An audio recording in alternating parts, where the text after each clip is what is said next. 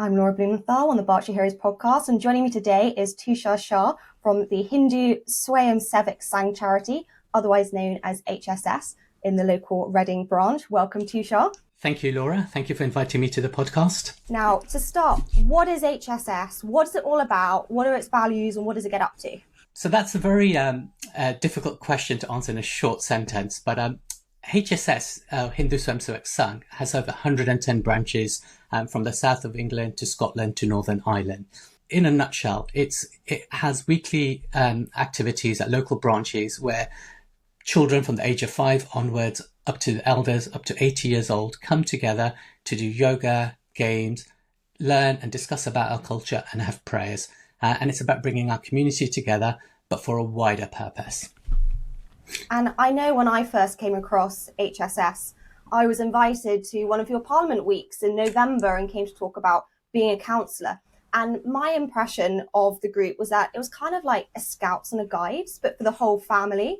And I kind of just wondered, what is its sort of core value of what it's trying to do to improve the local community and get people integrated further?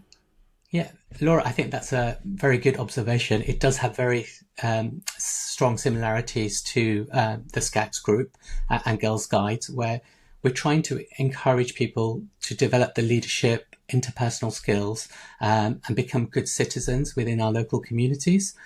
So HSS actually has 3 core values. The first one is sanskar, which translates to having values. So it's having good values, being honest, being part of the community, helping people. And those are the values that we generate and cultivate through our activities. The next value that we have is seva, which it effectively means doing good, charity work, helping people, helping the vulnerable. And we look at opportunities to do that on a regular basis. And it could be small acts of kindness that people do to wide range of charity activities, many that we've done across Berkshire. But it's about creating that sense of actually being grateful, but also then helping those less fortunate than us.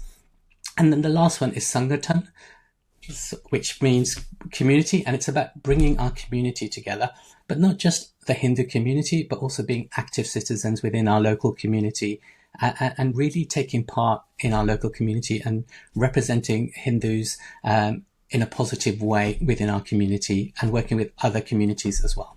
I did a quick Google of what Hindu Swayamsevek Sangh means, and it came up with Hindu Volunteer Group. Is that accurate?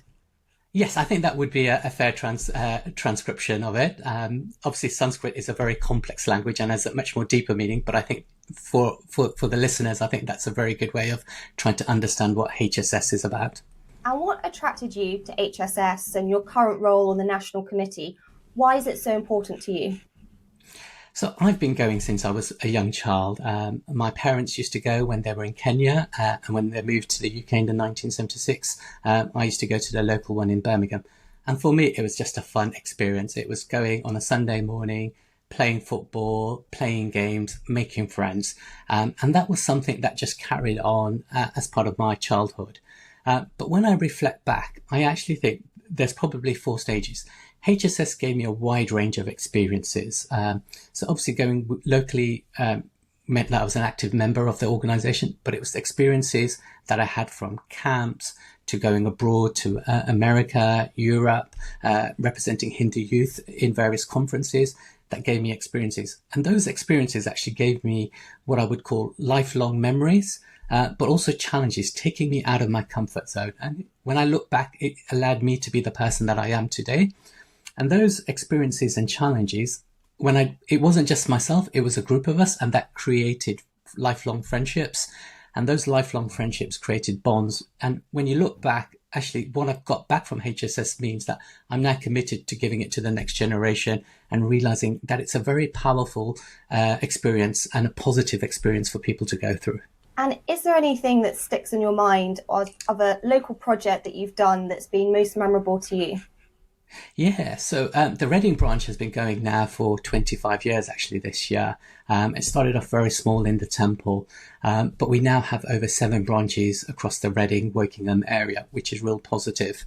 But I think it's really nice to see that one of the things is Seva doing work in our community. And I remember around 2009, we thought, let's have a fun day of organising some charity activities. And I remember my children and various other youngsters coming together, and Twyford, the village of Twyford had their annual fun run. So we did a fun run with the children. They had oversized t-shirts. They were aged between 3 to 7, running their first mile, getting a medal.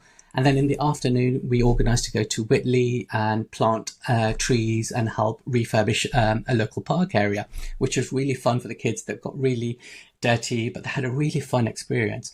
But what happened from that experience was that every year we wanted to do more. And what is nice is those kids that we gave that experience maybe 20 years ago are now leading those projects going forward. So last year, some of them took part in helping clean out Purley, the river by the Purley. There was tree planting in Lower Early. And it's great to see what I call the full circle, where somebody had experience and it's created a positive impression on them, and they've carried on doing that work and helping others. And I think that's real positive. But we've had a wide range of activities that I could talk about, from COVID to camps and lots of food bank work that we've been doing for the last 20 years. But I think it's just seeing that becoming a natural part of our volunteers and always looking for an opportunity to help people. Supporting young people is obviously a very important part of what attracted you to HSS and your current role. Can you tell me a bit more about how you support young people as part of HSS and anything that really sticks in your mind as important? When I talked about the various things, from having memories to creating experiences to lifelong friendships, I think the one thing when I look back at my childhood, which we still do today, is our youth leadership camp, which is held in summer. And this is where we take 13-year-olds plus and start training them to become volunteers within our organisation. Now, as a young child, if I said to somebody, I'm going to take you to a camp for 1 week. In this camp, you will be waking up around 5:30 every morning and going to bed at about 10:30. But it's not a bed. You'll be sleeping on the floor on a sleeping bag. When you enter the camp, you have to give your mobile phone. There's no internet access. You are allowed to call your mum and dad in the evenings using the phones provided. But there's no internet. You can't take any sweets or snacks. You'll get 3 meals a day and fluids, the tea, coffee, and juices during breaks. And then for the 7 days, we're going to be doing 4 to 5 hours of physical activities, exercises, games. You're going to be having lectures and discussions and having different experiences. For most 13-year-olds, that would be their worst nightmare right now. No mobile phone, doing that. But actually, most of our volunteers really look forward to that, because actually, when the kids have come back from it, they're looking forward to going into next year, because they've had so much fun away from their devices, but they've had real positive experiences, made good friends, but also learned a lot about, not just about our culture, but also about themselves and how they can be better individuals, better members of their local community, as well as our local branch. So I think that's one of the things that I found is a real positive experience. And through that, we give them responsibilities from running their local branches. In fact, when I was 15, 16, we were encouraged to organise the camps, to plan the trips. And those are lifelong skills which you can then take into university and into the workplace. And when I remember going for my interviews at work, and when you're having to give examples, it came natural to me because we had such a breadth and depth of experiences that made us able to articulate the skills that we developed through attending HSS. Yes, I think when I came along to one of your sessions at the John Madacey Academy, it really was impressed on me how much upskilling young people is important. So teaching them public speaking skills and putting together coherent argument, also sort of gamifying it of like boys versus girls. That was all really great fun of competition. And I was really struck by that. And just as you've invited myself and other counsellors in to do talks and help with workshops, are you often asking members of the community to come in to do talks and engage with your group? Yeah, I think we're always open for people to come and learn about HSS UK, and we also proactively go out. So many of our members will, one of the things that, like when it's Diwali, we'll encourage our members to go to local schools and tell the children stories of Diwali, how it's celebrated, maybe even experience that with some of the prayers, some of the foods, some of the delicacies, and share those experiences. Some of our members will also take part in local interfaith groups and really work in the local community to bring it together and work on common projects. So it's something that we encourage, and we're open to working with lots of communities to create a better local community. And Hindu's a real success story in the UK. But what is it about the Hindu culture that has lent itself to that? I think it's a very interesting question that you have there. I think recently I was at a talk, and one of the MPs that was there, he was quite interested in saying that it's very interesting with the Hindu community that have come into the UK is that education. We have one of the highest scores with our people from a Hindu background. Economically, we contribute quite significantly to the local economy from an ethnic minority, whether it's in high-level jobs or businesses. We also have multi-skilled people, but also I think we have one of the lowest crime rates in prisons as well. So I think there is an element to it, but I think the fundamental is it's just in our DNA and our values. Hindus have for centuries traveled around the world. So, I was recently in the Far East, in Vietnam, and I saw the influence of the Hindu community there. And I think they've spread themselves, but they've always spread them in a way of integrating into the local communities, but still maintaining their culture and identity. And I think that's something that's very positive. It's something that we encourage in HSS, because once we understand our culture, we're able to then share that and bring that energy into our local communities, whether it's sharing festivals. I mean, recently we had the Festival of Hori, and we were doing it in local parks, and it was nice to see local community members joining in and celebrating with that, thinking, oh, this is fun, but then asking what the significance behind that is. So I think those are the kind of things that we really feel passionate about. And I think Hindus, wherever they've gone, they've always been proud of who they are, understanding their culture, but always look to integrate within the local community and to make it a better place. And I think that's probably one of the reasons why we are able to wherever you go, you'll always find Hindu communities, Hindu temples, Indian food, wherever you go in the world. It's a bit like Irish pubs. You'll always find Indians everywhere. So I actually went to India for the first time last month, just around Delhi. I did the Golden Triangle. So my guides were Hindu. I went to a number of temples. And so from an outsider, I learned an awful lot. And a few things struck me. One is that the Hindu faith doesn't have a focus on converting people at all, which is very unlike Christianity and other Abrahamic faiths. And also there's a real respect for life, and that's all life. And that really was something that struck me too.